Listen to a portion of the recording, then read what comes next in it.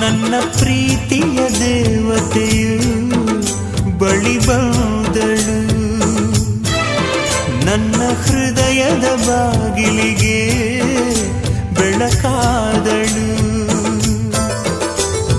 ಬೆಳ್ಳಿ ಬೆಳದಿಂಗಳಿನ ನಗೆಯಂತೆ, ಇಂದ್ರನ ಕುಲದ ದೊರೆ ಮಗಳಂತೆ, ಜನ್ಮ ಜನ್ಮದ ನೆನಪು ಕರೆ